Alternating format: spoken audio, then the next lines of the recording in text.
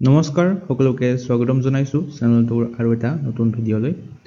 আজিৰ ভিডিঅ'টোত আমি গুৱাহাটী হাইকোৰ্টৰ জেডাবল এক্সামৰ বাবে যিবিলাক আমি জেনেৰেল নলেজৰ প্ৰিভিয়াছ ইয়াৰ কুৱেশ্যন ডিছকাছ কৰি আছিলোঁ তাৰে পাৰ্ট 16 নম্বৰ পাৰ্ট আজি লৈ আহিছোঁ। ইয়াৰ আগৰ 15টা পাৰ্ট যদি আপোনালোকে চোৱা নাই তেনেহ'লে ডেছক্ৰিপশ্যনৰ প্লেলিষ্টৰ লিংকটো দিয়া আছে, তাতে ক্লিক কৰি আপোনালোকে চাব পাৰে। আৰু আজিৰ ভিডিঅ'টোত যিকেইটা কুৱেশ্যন ডিছকাছ কৰিম 2014 চনৰ এক্সামত আহি গৈছে হাইকোৰ্টৰ এটা এক্সামত। আজিৰ ভিডিঅ'টো টোটেল 28টা কুৱেশ্যন আছে আৰু শেষত আপোনালোকৰ বাবে এটা কুৱেশ্যন এৰি থোৱা আছে, গতিকে ভিডিঅ'টো আপোনালোকে শেষলৈকে চাব। আৰু এই ভিডিঅ'টোৰ পিডিএফটো আপোনালোকে টেলিগ্ৰাম চেনেলটোত পাই যাব। ইয়াৰে লিংকটো টেলিগ্ৰাম চেনেলটোৰ লিংকটো ডেছক্ৰিপশ্যন বক্সত দিয়া আছে, নাইবা এই কিউআৰটো স্কেন কৰি আপোনালোকে টেলিগ্ৰাম চেনেলটো জইন হ'ব পাৰে। গতিকে বেছি পলম নকৰি আজিৰ ভিডিঅ'টো আৰম্ভ কৰোঁ। প্ৰথম কুৱেশ্যনটো হৈছে who directed the Assamese film Shakuntala? অসমীয়া চলচ্চিত্ৰ এই শকুন্তলা নামৰ চলচ্চিত্ৰখন কোনে পৰিচালনা কৰিছিল? ভৱেন্দ্ৰনাথ শইকীয়া, ভূপেন হাজৰিকা, বিদ্যুৎ চক্ৰৱৰ্তী নে জ্যোতিপ্ৰসাদ আগৰৱালা? দ্বিতীয় নম্বৰ কুৱেশ্যনটো হৈছে Gitanjali is a collection of poems by. Gitanjali হৈছে দেশৰ কবিতা সংকলন। এই চাৰিজনৰ কাৰ কবিতা সংকলন হয় এইখন? ইজি কুৱেশ্যন, আমি বাৰে বাৰে এই কুৱেশ্যনটো ডিছকাছ কৰি আহিছোঁ। ভেৰি ৰিপিটেড কুৱেশ্যন হয়, সহজ, সকলোৱে জানে। অপশ্যন চিটো হ'ব শুদ্ধ উত্তৰ, ৰবীন্দ্ৰনাথ টেগৰ।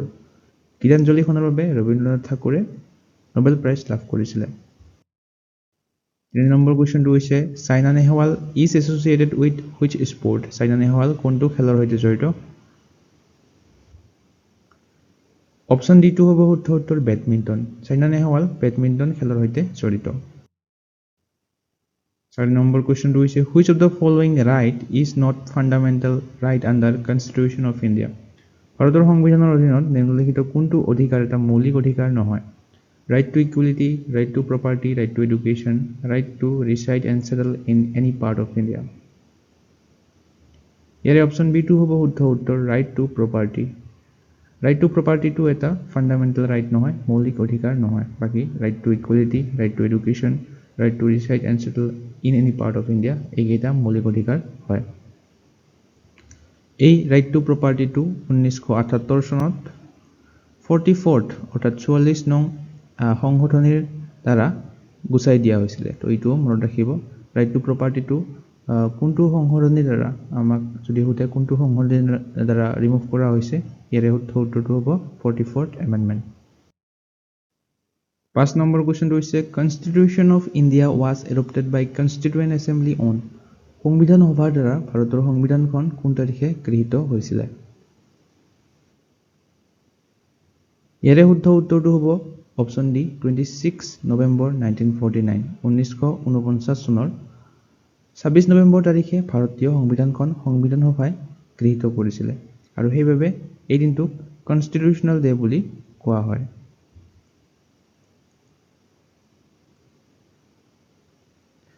আৰু আমাক যদি সোধে এফেক্ট কেতিয়া হৈছিলে, অৰ্থাৎ কাৰ্যকৰী কেতিয়া হৈছিলে ভাৰতীয় সংবিধানখন, তো আমি ক'ব লাগিব 26 জানুৱাৰী 1950। এইটো সকলোৱে জানে, সেইবাবে 26 জানুৱাৰীটোক ৰিপাব্লিক ডে হিচাপে পালন কৰা হয়। নেক্সট হৈছে 6 number question the plan to transfer power to the Indians and partition of the country was laid down in the. ভাৰতীয়সকললৈ ক্ষমতা হস্তান্তৰ আৰু দেশ বিভাজনৰ পৰিকল্পনা কোনখন পৰিকল্পনাত ৰখা হৈছিলে? Cabinet mission, Simon commission, Cripps mission নে মাউণ্ট বেটেন প্লেন? ইয়াৰে শুদ্ধ উত্তৰটো হ'ব option D the Mountbatten plan. এই মাউণ্ট বেটেন পৰিকল্পনাখনত ভাৰতীয়সকলক ক্ষমতা হস্তান্তৰ আৰু দেশ বিভাজনৰ পৰিকল্পনা ৰখা হৈছিলে আৰু এইটো এনাউন্স কৰা হৈছিলে 1947ত 1947 চনত। 7 নম্বৰ কুৱেশ্যনটো হৈছে who was the father of operation flood? Operation ফ্লাডৰ পিতৃ কোন আছিল? ইয়াৰে শুদ্ধ উত্তৰটো হ'ব option C doctor Varghese Kurien. অৰ্থাৎ অপাৰেশ্যন ফ্লাডৰ পিতৃ আছিলে ডক্টৰ ভাৰ্গিছ কুৰিয়েন। এখেতক ফাদাৰ অফ হোৱাইট ৰিভলিউশ্যন বুলিও কোৱা হয়। অৰ্থাৎ এই অপাৰেশ্যন ফ্লাডটো কি আছিলে? এই অপাৰেশ্যন ফ্লাডটো আছিলে এটা কাৰ্যসূচী যিটো ভাৰতত গাখীৰ উৎপাদনৰ বাবে স্বাৱলম্বী কৰি তোলাৰ বাবে 1970 চনত ভাৰতত আৰম্ভ কৰা এটা কাৰ্যসূচী আছিলে এই অপাৰেশ্যন ফ্লাড 2 আৰু এই অপাৰেশ্যন ফ্লাড 2ক হোৱাইট ৰিভলিউশ্যন বুলিও কোৱা হয় হোৱাইট ৰিভলিউশ্যন আৰু ডক্টৰ ভাৰ্গিছ কুৰিয়ানক ফাদাৰ অফ হোৱাইট ৰিভলিউশ্যন বুলিও কোৱা হয় ফাদাৰ অফ অপাৰেশ্যন ফ্লাড বুলিও কোৱা হয় 8 নম্বৰ কুৱেশ্যনটো হৈছে the national disaster management authority NDMA comes under ভাৰতীয় দুৰ্যোগ ব্যৱস্থাপনা কৰ্তৃপক্ষ কোনটো মন্ত্ৰালয়ৰ অধীনত আহে ইয়াৰে শুদ্ধ উত্তৰটো হ'ব option D ministry of home affairs অৰ্থাৎ এই নেশ্যনেল ডিজাষ্টাৰ মেনেজমেণ্ট অথৰিটিটো গৃহ মন্ত্ৰালয়ৰ অধীনত আহে 9 নম্বৰ কুৱেশ্যনটো হৈছে a decrease in tax to GDP ratio' of a country indicates which of the following slowing economic growth rate less equitable distribution of national income তো আমাক সুধিছে যে এখন দেশৰ GDP ৰেচিঅ' বা GDPৰ অনুপাত আৰু কৰ হ্ৰাস হোৱাটোৱে কোনটো সূচায় এই দুটাৰ অৰ্থনৈতিক বিকাশৰ হাৰ কম হোৱাটো সূচায় নে ৰাষ্ট্ৰীয় আয়ৰ ন্যায়সংগত বিতৰণটো কম হোৱাটো সূচায় ইয়াৰে শুদ্ধ উত্তৰ অপশ্যন C2 হ'ব both 1 and 2 অৰ্থাৎ দুয়োটাই সূচায় 10 নম্বৰ কুৱেশ্যনটো হৈছে প্ৰধানমন্ত্ৰী Jan Dhan Yojana was launched for প্ৰধানমন্ত্ৰী জন ধন যোজনাটো কিহৰ বাবে আৰম্ভ কৰা হৈছিলে কোনটো কাৰণত ইয়াৰে অপশ্যন C2 হ'ব শুদ্ধ উত্তৰ promoting financial inclusion in the country অৰ্থাৎ দেশখনত ভাৰতত বিত্তীয় অন্তৰ্ভুক্তিৰ প্ৰচাৰ কৰাৰ বাবে এই প্ৰধানমন্ত্ৰী জন ধন যোজনাটো লঞ্চ কৰা হৈছিলে এই আঁচনিৰ লক্ষ্যটো আছিলে বেংকিং বা জমা একাউণ্ট ক্ৰেডিট বীমা আৰু পেঞ্চনৰ দৰে বিত্তীয় সেৱাসমূহ সুলভ মূল্যত লাভ কৰাটো নিশ্চিত কৰা 11 number question which of the following pairs of states of India indicates the easternmost and westernmost state ভাৰতীয় ৰাজ্যসমূহৰ নিম্নলিখিত কোনটো জোৰে পূবতম আৰু পশ্চিমতম ৰাজ্যক সূচায় এইটো হৈছে ইষ্ট এইটো হৈছে ৱেষ্ট এইটো হৈছে নৰ্থ আৰু এইটো হৈছে সাউথ তো ইষ্টাৰ্ণমষ্ট আমাক ৰাজ্যখন হৈছে অৰুণাচল প্ৰদেশ আৰু ৱেষ্টাৰ্ণমষ্ট ৰাজ্যখন হৈছে গুজৰাট তো ইয়াৰে অপশ্যন ডি টো হ'ব শুদ্ধ উত্তৰ পূবতম ৰাজ্যখন হৈছে অৰুণাচল প্ৰদেশ আৰু পশ্চিমতম ৰাজ্যখন হৈছে গুজৰাট 12 নম্বৰ কুৱেশ্যনটো হৈছে which of the following national parks is unique in being a swamp with floating vegetation that supports a rich biodiversity তোৰ কোনখন ৰাষ্ট্ৰীয় উদ্যান এক সমৃদ্ধ জৈৱ বৈচিত্ৰ্যক সমৰ্থন কৰা ভাসমান উদ্ভিদৰ বা পানীত ভাহি থকা উদ্ভিদৰ জলাশয় হোৱাৰ ক্ষেত্ৰত অনন্য তো লাষ্ট ভিডিঅ'টো আমি ডিছকাছ কৰিছিলোঁ একমাত্ৰ ভাহি থকা ৰাষ্ট্ৰীয় উদ্যান কোনখন আছিলে অপশ্যন বি টো হ'ব শুদ্ধ উত্তৰ কেবুল লামজাও নেশ্যনেল পাৰ্ক যিখন মণিপুৰত অৱস্থিত 13 নম্বৰটো হৈছে the government of India has established নীতি আয়োগ টু ৰিপ্লেচ দ্য ভাৰত চৰকাৰে নীতি আয়োগ গঠন কৰিছে কোনটো সলনি কৰিবলৈ বা কোনটো কমিশ্যন ৰিপ্লেচ কৰিবলৈ অপশ্যন ডি টো হ'ব শুদ্ধ উত্তৰ প্লেনিং কমিশ্যন অৰ্থাৎ এই নীতি আয়োগটো প্লেনিং কমিশ্যনক ৰিপ্লেচ কৰি বনোৱা হৈছিলে 2015 চনত নীতি আয়োগ গঠন হৈছিলে 14 নম্বৰ কুৱেশ্যনটো হৈছে consider the following statements first women president of INC was Sarojini Naidu first Muslim president of INC was Badruddin Tyabji which of the statement given above is correct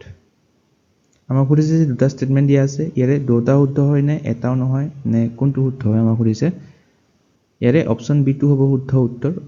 অৰ্থাৎ অপশ্যন বি অনলি টু শুদ্ধ হ'ব কাৰণ বদৰুদ্দিন ত্যাবজী আছিলে প্ৰথম মুছলিম সভাপতি ইণ্ডিয়ান নেশ্যনেল কংগ্ৰেছৰ কিন্তু Sarojini Naidu first women president নাছিলে তেওঁ ফাৰ্ষ্ট ইণ্ডিয়ান ওমেন প্ৰেচিডেণ্ট আছিলে তো 1 নম্বৰটো অশুদ্ধ হ'ব ফাৰ্ষ্ট ওমেন প্ৰেচিডেণ্ট আছিলে এনি বেচেণ্ট